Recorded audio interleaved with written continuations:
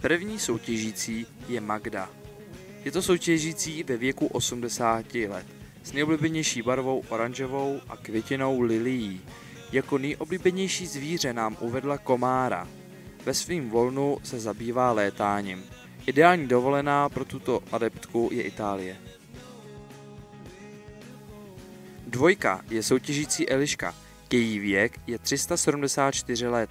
Je z oddílu červených. Její nejoblíbenější barva je černá a nejoblíbenější zvíře je kůň. K pití má nejradši kofolu.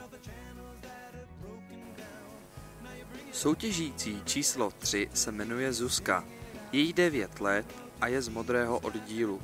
Jako oblíbenou barvu nám uvedla fialovou. Doma se stará o morčátko. K pití si nejradši udělá pěkně sladkou vodu se šťávou. Její sport a životní styl je hokej. Soutěžící číslo 4 se jmenuje Andrej. Věk 12 let, oddíl červení. Jeho nejoblíbenější barva je modrá, jeho nejoblíbenější květina je kaktus. Nejraději má léto. Pokud ho budete chtít potěšit jídlem, udělejte mu špagety.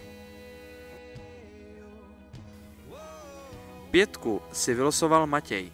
Věk 10 let a pochází ze zeleného oddílu. Jako své nejoblíbenější jídlo uvádí ovoce. Ideální dovolenou si představuje u moře. Oblíbená barva modrá a pití všechno sladké.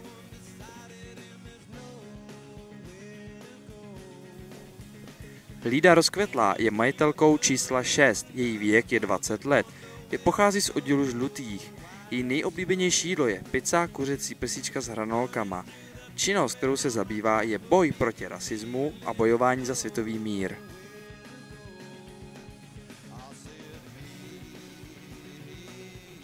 S číslem 7 tu máme Hermionu.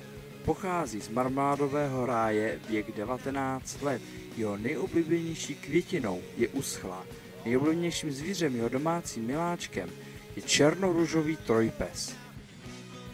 Číslo 8 dostal soutěžící Dandy. Původ dobrý, věk tak akorát, barva červená, zelená a modrá, i když se smíchají, jídlo ano, zvíře všechny, kromě tulipánů. Ideální dovolená bez konce. Číslo 9 si vylosovala Jana ve věku 357 let. Pochází z oddílu žlutých. Nejoblíbenější zvíře je kůň. Když má žízeň, tak se napije prostě vody. K jejím největším zálibám patří sbírání pylu.